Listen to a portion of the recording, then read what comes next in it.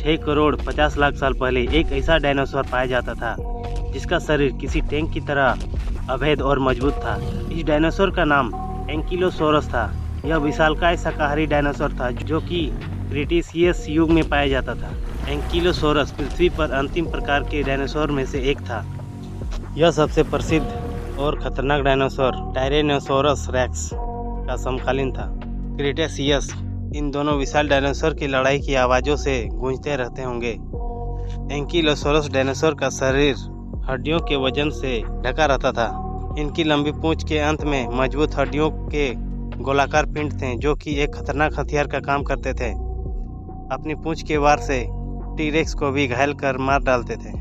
Ankylosaurus की लंबाई 25 से 35 फीट होती थी तथा इसका वजन लगभग 6000 किलो का था। इतना विशालकाय होने के बावजूद यह डायनासोर एक शाकाहारी डायनासोर था। यह जमीन के आसपास उगने वाले पौधों को ही खाया करता था क्योंकि यह ज़्यादा ऊंचाई पर उगने वाले पेड़ों की पत्तियों तक नहीं पहुंच पाता था। यह मगर की तरह एक चपटा प्राणी था।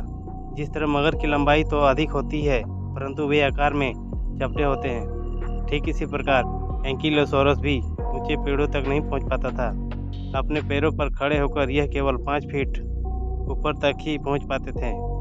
दूसरे शाकाहारी डायनासोर की तुलना में एंकिलोसोरस के बहुत कम दांत होते थे जिससे कि यह पत्तों को चबा नहीं पाता था और उन्हें सीधे ही निगल जाता था। अपने आहार को पचाने के लिए यह अपने विशेष प्रकार के पाचन तंत्र पर निर्भर रहते थे। बहुत से डायनासोर अपने आहार को पचाने के लिए छोटे छोटे पत्थर भी निगल लिया करते थे। यह पत्थर इनके पेट में आहार को पीस देते थे जिससे कि उसका पचना आसान हो जाता था।